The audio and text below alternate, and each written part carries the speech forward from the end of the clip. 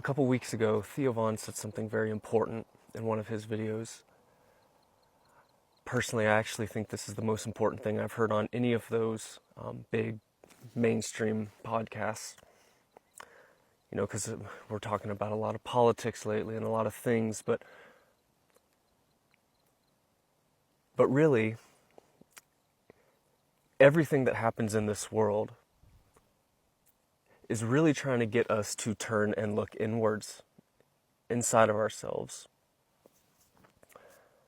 But it's so easy to get distracted and caught up in what's happening on the outside, and that's almost the point. It's almost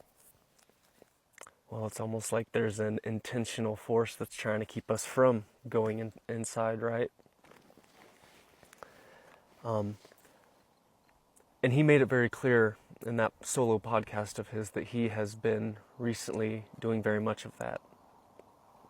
The moment I heard him speak about it, I mean, it moved me to tears because it's exactly what I've been talking about ever since that I went through that same process. And insisting, even when I was still in college for psychology, trying to insist to the field that this is what we all have to do. We have to do this. It's not about treating the symptoms. It's not even about happiness, right? There is something deeper here. This is why Jesus says that the kingdom of God is within you. It's because it is when you turn inwards and you go to that innermost place that you vowed long ago you would never go back to, that place you least want to look, and you look into that place, willing to lose whatever it takes to accept what you find. That is a death. And I want to explain why that's a death here in this video. And I kind of got into this a little bit with another video I just made called, I'm probably going to call it Our Inner Child. But what I want to explain in a little bit more detail something I mentioned in there. So Jesus also says to his disciples in Matthew 18:2-4, he says, Jesus called a little child and had him stand among them. And he said, I tell you the truth, unless you change and become like little children, you will never enter the kingdom of heaven. Therefore, whoever humbles himself like this child is the greatest in the kingdom of heaven. And it's interesting because he says, unless you change and become like little children, but we were once little children. So what I think that does more than imply is that if we were little children before and what we are now, we have to change to become like that in a certain way again, well, that means we've already changed. Jesus is saying that something in you changed from the days when you were a little child to now. And what that thing was not for the better. I go into more detail on that in that other video. But what's important about that is exactly what it was that changed. Because whatever it was, we either lost or we gained. We lost something good or we gained something bad, or a little bit of both. And so I started going back and I'm like, okay, well, what is about a little child that's not like us? And I found innocence. I found a willingness to play with anybody, regardless of political views, regardless of skin color, regardless of any of that. I find that a little child has an imagination and believes truly anything is possible. To a small child, the only limitations they can conceive of in their mind is their physical body, and mom and dad won't let me do this thing. But if those things had fallen off of a little child, they really believe that they can do anything. There's a trust, too. There's this trust in people. As a little child, you don't even know it's possible to be betrayed. You don't even know it's possible for somebody to intentionally hurt you. It's like we can barely remember. I don't think anybody can probably remember the first time. For me, it was in the home.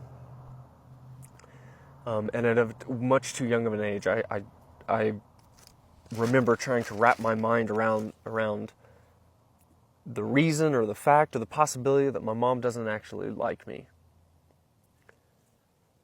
And for a small child, you can't even begin to do that. And I don't think very many small children do. They can love an abusive parent at that age because it's like they can't help it. It's almost as if they're doing the thing they were created to do when it comes in loving and in trusting and in believing. And so now we look back at that, most adults, and we say, well, that's just a child because they don't know anything yet. So they're just ignorant.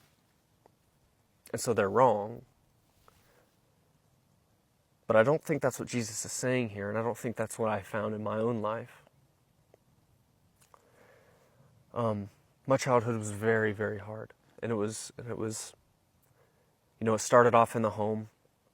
My mother was diagnosed with some type of bipolar when she was 18. She had me when she was 15 or 16.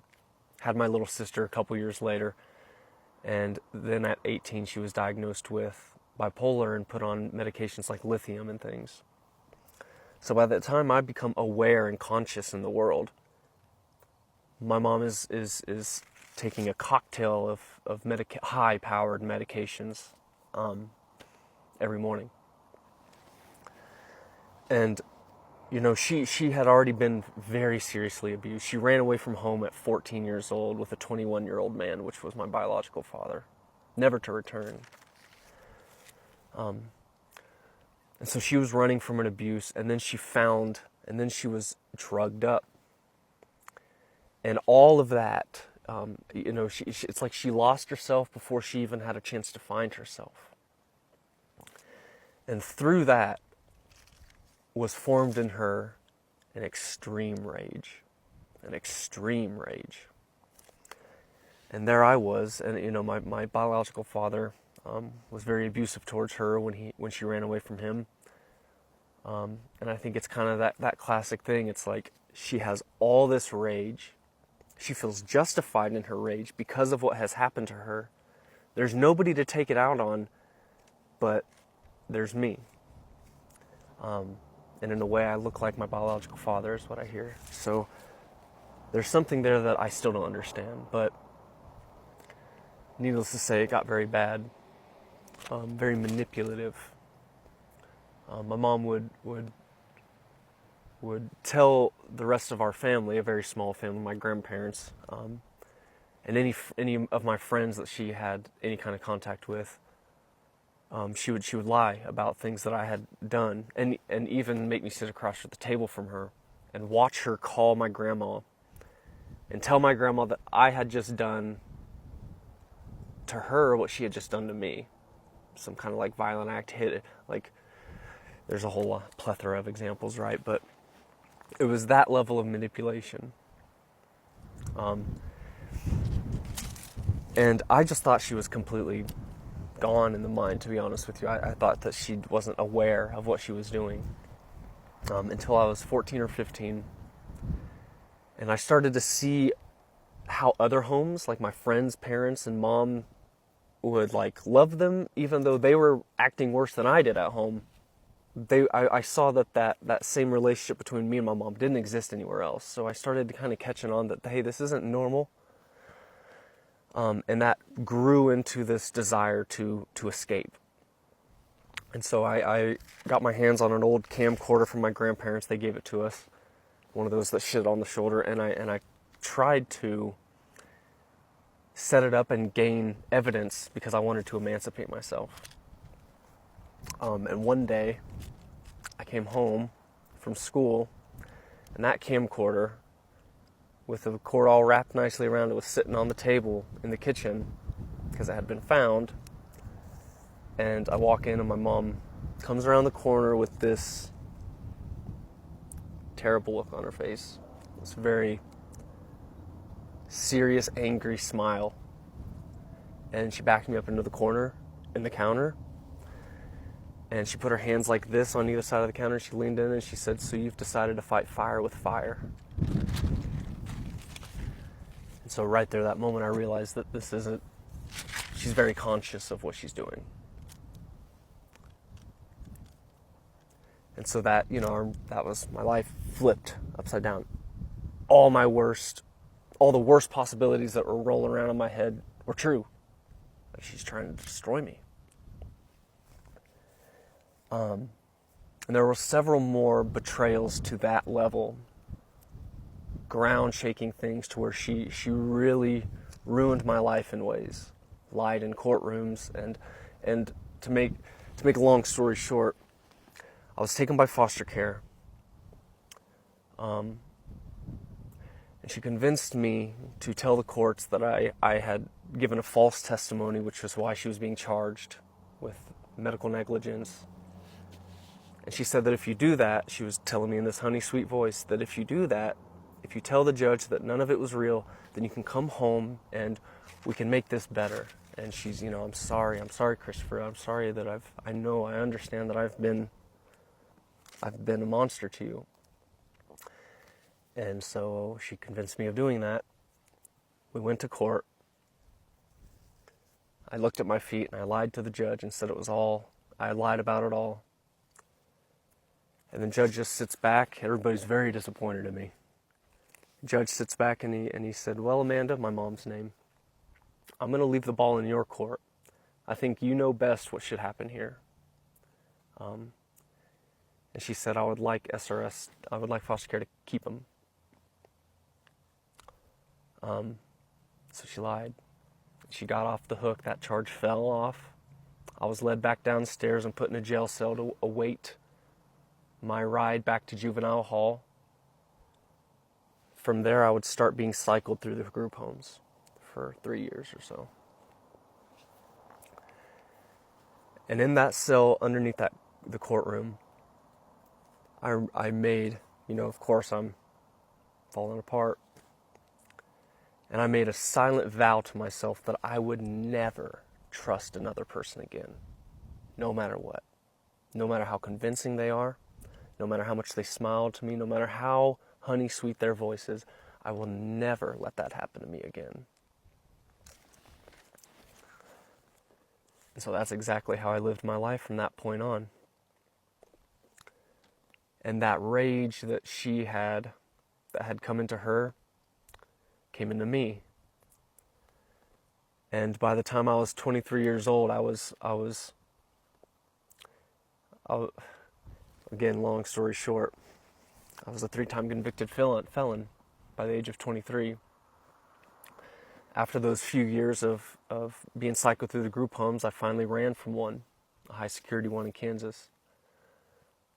And I hit the streets, and I had all this anger, and I started sticking people up.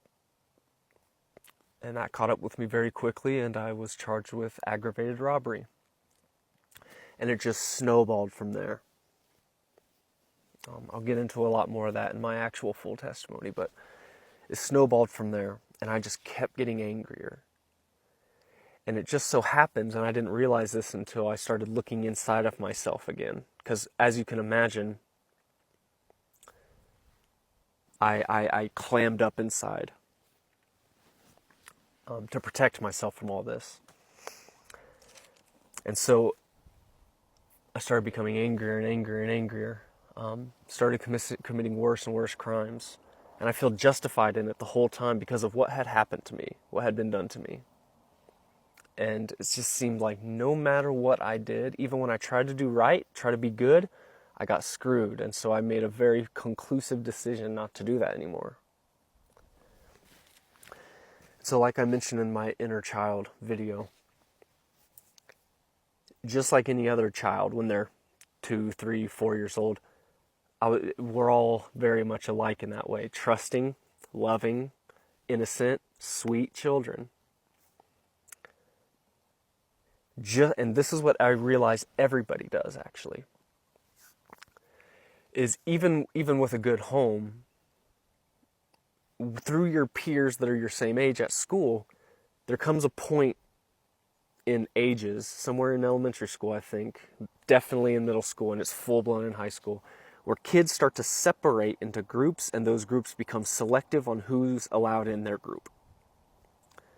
And kids get left behind by childhood friends, and people get split up, and suddenly it's not, the rule of childhood is no longer, if you'll play with me, I'll play with you. And a child at around that time realizes for the first time that, oh, betrayal is a possibility in this world. Oh, it's not quite as safe to love and trust as I thought. So what do you think happens next to all children? Well, that sweet, innocent little child begins to clam up. And it's as if one shovelful at a time in our hearts we bury that little child, because that child's not going to do us much good in this new world, this world that we're actually discovering what it's really like. It's not going to do us any good here. We have to protect ourselves. And also, what I believe starts that whole splitting off into groups is it's the beginning of the temptation of pride, status seeking. We as human beings, we like to separate into these groups because deep down I think we like to believe that our group is superior than other groups. It's almost like it gives us an identity of some sort. But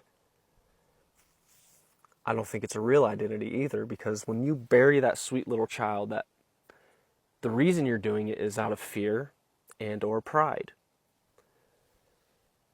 So it's not enough that you bury that person. You still have to operate in the world in some way. However, you know that if I express and expose my inner being, there's too much risk that I'm rejected.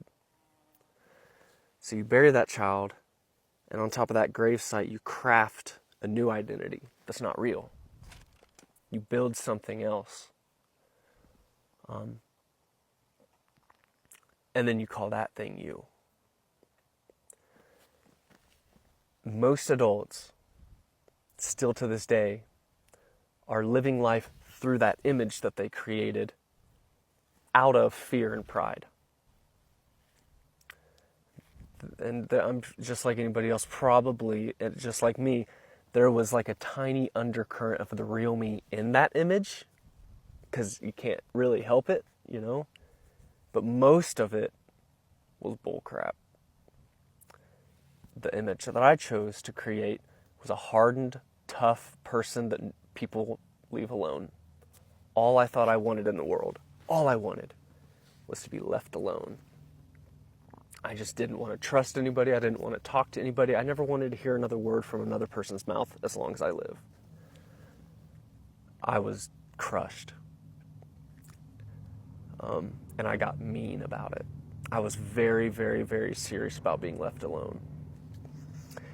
And there's a paper trail of jobs that I've got fired from for putting my hands on people, felonies, episodes of severe, very serious street violence, just a trail directly to who I am, who I was at that point. But here's the thing I think is what sounds like Theo is speaking about right now,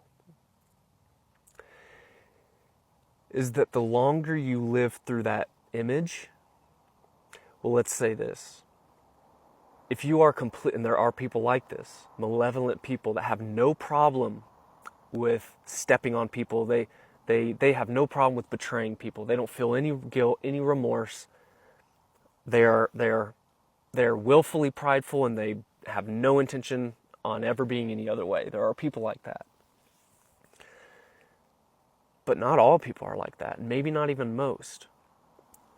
I think most people have this shame way deep. That shame is buried in the same grave as that little child that they were.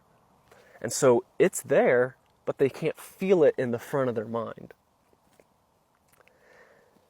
And a person like that, a person who is not proud of being prideful, a person who is not proud, again, it's a very much subconscious, but not proud of this image that they've created and that they kind of sold out. The longer you live through that image, if you're like that, it's like putting brick by brick on top of your back as the years go by.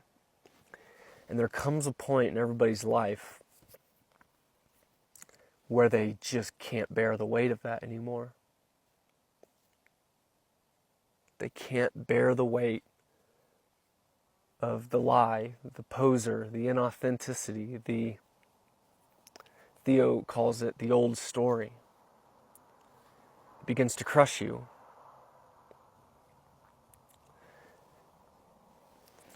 And the thing is, it's the only way out of that is all the way to the core of yourself. Because what that pressure and what that weight is designed by our Creator to do is to force you to finally look inside and say, who am I? What matters to me? What is my why? What is the meaning of my life? You know, I don't know anybody, and I know a lot of people who have been on the verge of suicide myself, and I have several friends that have committed it.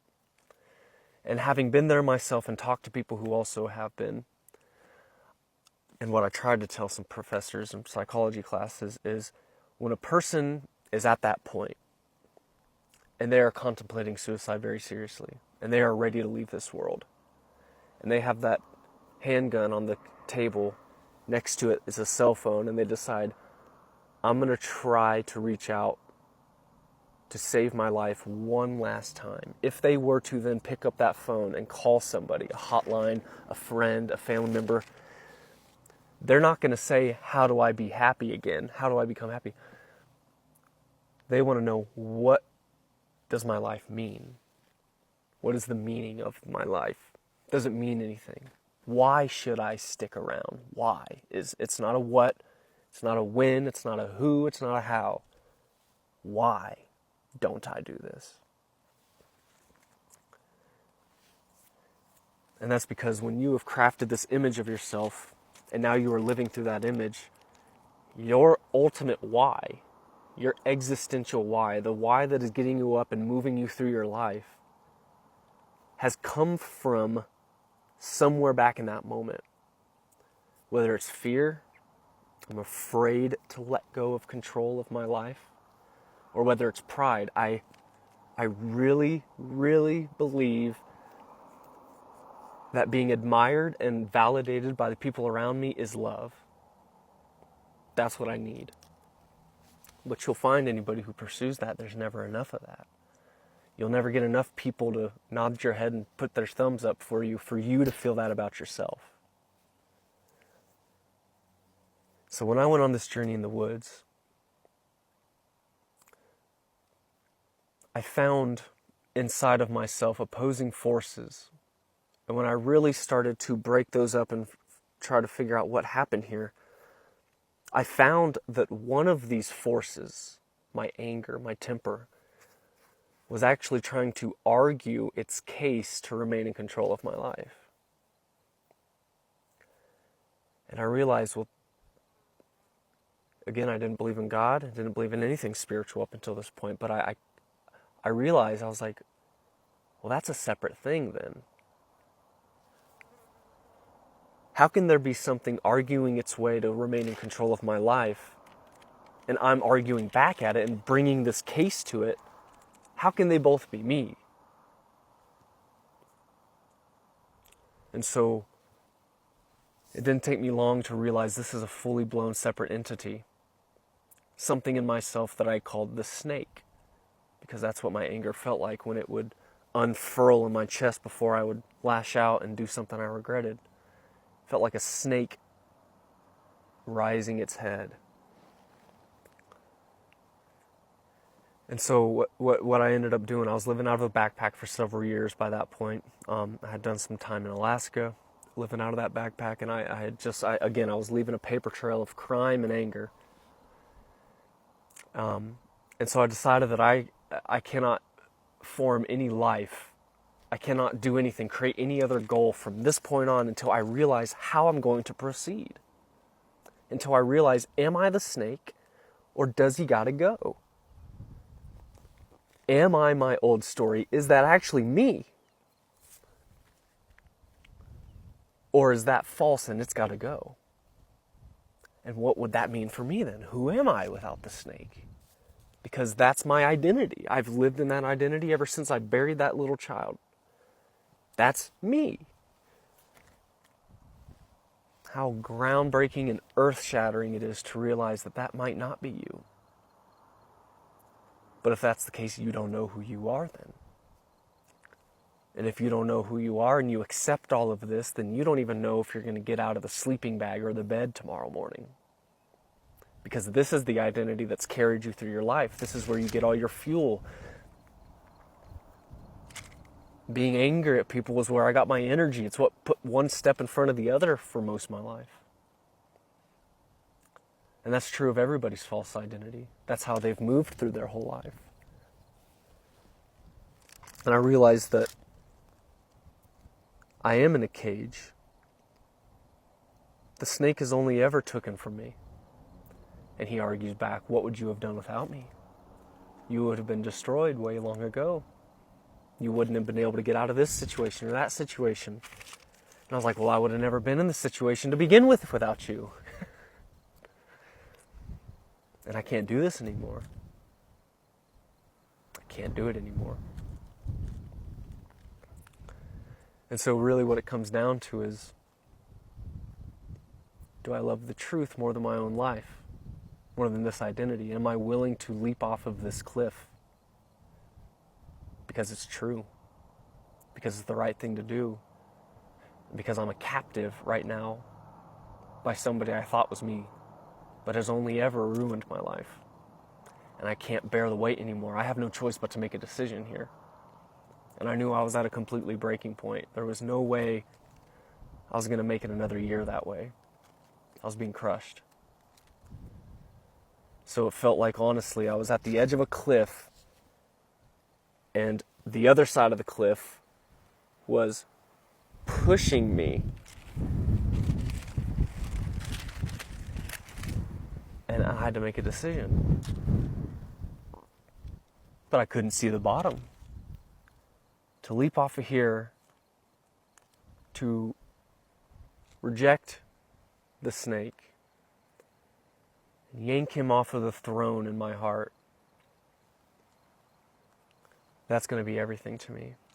And so one night, I was living in a tent in the woods outside of Fruita, Colorado. I had been out there for 2 years fighting this case. About a year at that point, actually. And it all came to a head one night when I said, I'm looking. What am I then? If this snake isn't me, what could be me? And so I looked at myself under a microscope. I went inwards. And it was like an episode of Scooby-Doo. I was yanking off the masks of all of what I thought were my greatest strengths, my favorite pieces of myself, and they were all weaknesses. They were all, the source of all of those greatest strengths was fear, pride, anger, all these things that I had now conclusively decided I don't agree with. Oh, you don't need anybody? Fear of rejection. Oh, you're so strong that you can make it through this life alone and nobody's as tough as you. Yank. This truth has been inside you all along and you didn't have the courage to look. And it just by the time that was done that night, I didn't have anything left. I didn't have anything left of me. What I had done was, a good way to explain it maybe is, over that gravesite I had crafted an impenetrable shell that nobody else was ever going to be able to break but me if I wanted to. What I did that night was, layer by layer, I cracked into that shell, broke it open. And from that point on, that was a death. I call it the great all right. It was because inside of my heart, and I might have done it out loud actually, it just felt like I was like, all right.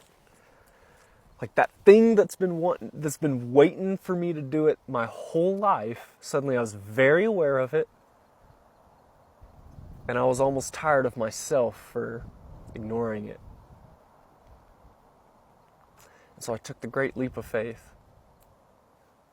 I said, I'm just going to jump. And if that's the end of me, if I don't get up out of the sleeping bag tomorrow morning, so be it. At least the last thing I ever did with my life was an act of true bravery and not ignorance.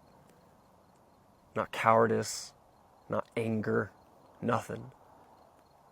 If this is the last of me, at least I ended it doing one thing right. And that was 6 years ago, 6 or 7 years ago. And it's hard to explain exactly in just one video. And I can never use words to explain how worth it was. And more than that, that doesn't do anything justice. It's over the years since I left the woods, I have been digging out that child in me.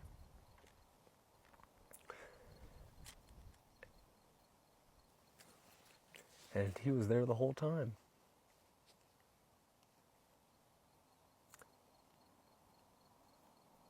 And I can tell you, he's worth digging back up. I'd do it a million times, no matter how bad it hurt. You know, the Bible calls this, Matthew 21:44, says, "He who falls upon the rock will be shattered, but he who lets the rock fall upon him will be crushed."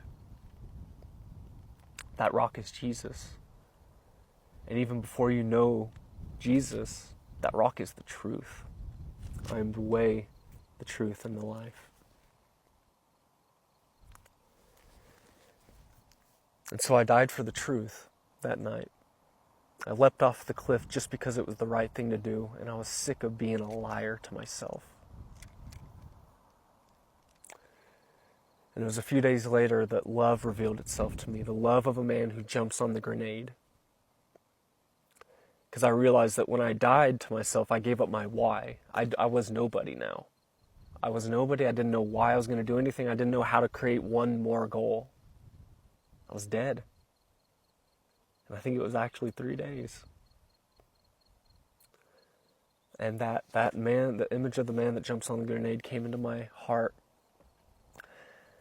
And the same thing that I had just done to myself, going to the inside of myself, I did that to that same desire.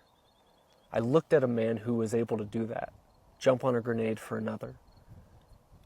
And I realized the farther in that man's heart I explore, the more I agree with that. And suddenly I realized, I was like, well, that's a why I can get down with. I realized that if I, little by little, start moving in the direction of trying to be like that, I will never be ashamed of myself. I would be happy with who I am then, even though I can see just nothing but sacrifice, and I can see the painful road ahead of me. But suddenly, I saw something worth suffering for, worth the pain that will come with it, worth it. And I realized that, man, that love, that sacrificial love, that tiny little childhood me, I think that's who I would have just assumed I would become as an adult, because everybody looks up to the hero.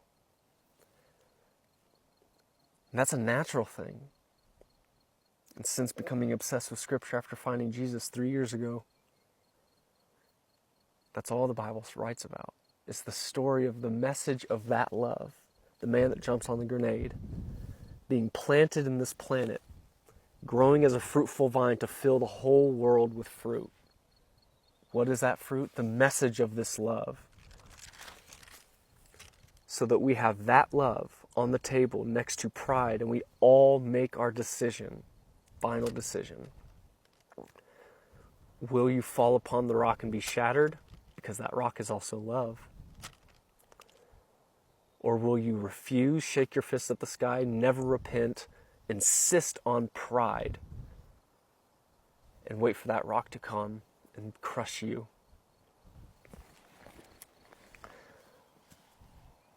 I have been living this new story, Theo, for 6 or 7 years now, starting from that moment. And I don't miss who I used to be for a second. I don't miss him for one moment. I'm very, very grateful to him for getting us through, and for trying his best with too much pressure. I think all people with good heart deep down do. They're trying to make it. They're trying to survive.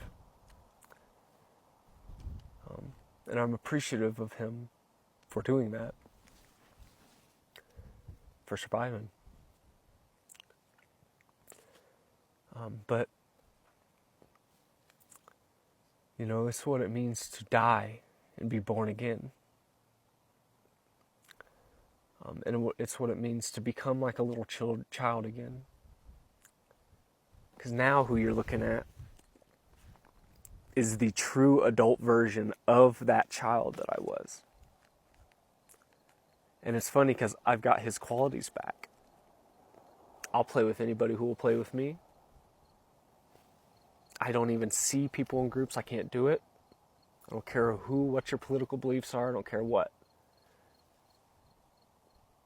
I trust people even though I'm not stupid. I'm not doing it out of ignorance anymore. I'm doing it out of bravery. Because that's what I agree with. I will trust. And if I get burnt, so be it. But getting burnt for trusting because you believe in trusting, it's worth the suffering. Every day I wake up and I'm living for something greater than myself that I would die for. And just like a small child, I literally believe anything is possible. And I've seen some things that shouldn't be possible happen, starting in me. Because even after I found that love in the woods, before I realized it was Jesus, before I found Jesus Christ, I tried to force myself to become that loving, and I was still getting fired from jobs for a long time for putting my hands on people and just losing my temper. And that old me, I just couldn't beat him still. I couldn't defeat him even though I wanted to so bad. Even though I didn't agree with him anymore, I just kept doing the things I didn't agree with anymore. It was hurt, and it hurt. And that doesn't really end. I just did something recently that I'm very, very ashamed of. It's been a long time since I've done something like that, so I've got some talking to the Lord to do. But I just want to encourage anybody who might be, and Theo, and you, brother, and you're looking at that old story and you're thinking, if you're like me, if this is the same thing, it's like, I don't know who I'll be then. What if I miss the old story? What will I have to give up? Will it be everything? Will it be everything that I think it will be? Because then what?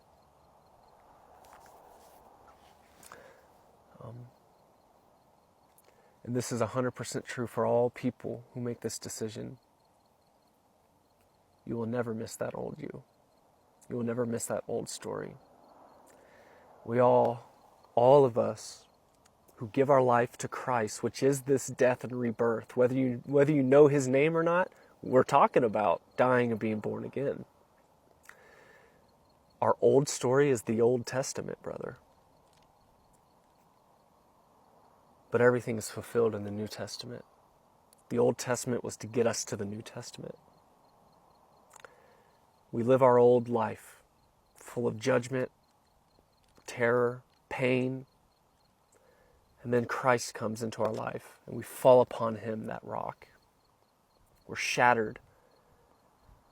That image that we created out of fear or pride, it's shattered. And out of that ground, a little green sprout begins to grow. And this has happened it has to happen to all of us who want to go to the kingdom of heaven, who want eternal life. Flesh cannot inherit eternal life. This death is required. This choice, this deciding for truth and love over everything else.